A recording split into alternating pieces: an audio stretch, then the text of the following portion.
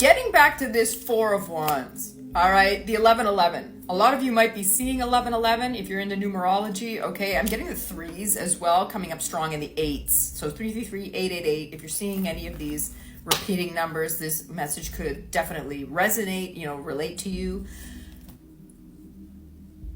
I believe that when this situation broke off with your person, you guys were ready. You knew it. You could feel it between the two of you that this was going to work. Somebody got cold feet. It was either you or them, but somebody got cold feet. I'm getting it was them. But there might have been actions that you were taking as well that wasn't helping the situation. I'm getting, with this Three of Swords, Libra, Gemini, and Aquarian energy, this is very opinionated. I get that somebody was being over opinionated. Might have been trying to give a little bit too much advice, especially if it was at the beginning of a relationship, just sort of like, you should be doing this, you should be like teacher voice type of thing. And I just get that the other person was getting frustrated with it. Okay? Trying to find balance. Six of Pentacles, Taurus, Virgo, Capricorn energy. The both of you, I feel, have, during this break, during this time that the two of you haven't been talking, both of you have been trying to do substantial work on yourselves, okay? Daughter of Pentacles on the bottom of the deck here, all right? Very vulnerable. To anybody out there who's working on their divine feminine energy, okay? This might be of utmost importance to you right now. You might have been very heavily on the masculine side and not balancing out the feminine energy in you. And I think that in this moment, you feel like this is something that you need to be able to express with whichever type of partner you're dealing with, masculine or feminine. It really doesn't matter here.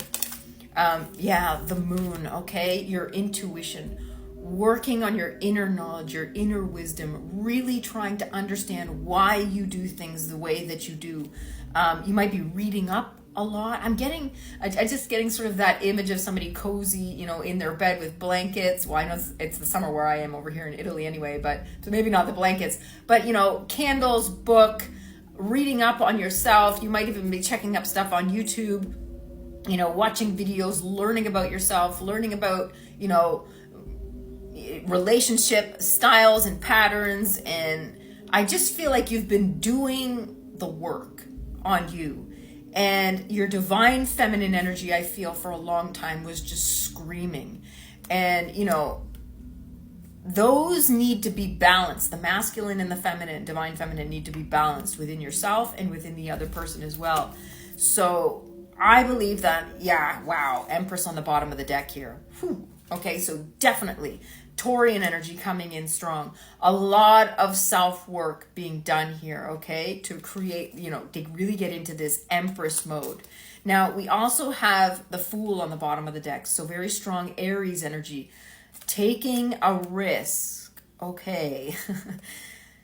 The risk I feel that you're going to need to take moving forward when it comes to this particular connection is, I'm getting patience. Now, I know that my Aries, that's not what most of you usually want to hear, but I'm getting that patience is going to be key here because you really need to be focusing in like a laser on what this person is saying, not skimming over things. What would the Empress do? The Empress would just chill. Masculine or feminine energy. I know this is divine feminine energy, but if I'm talking to my masculines out there as well, this is a message very much for you as well.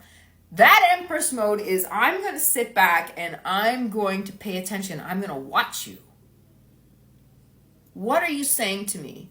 Of what relevance is this going to be, to our relationship moving forward? Is this just you coming back and crying me a river? Or has anything that you've said,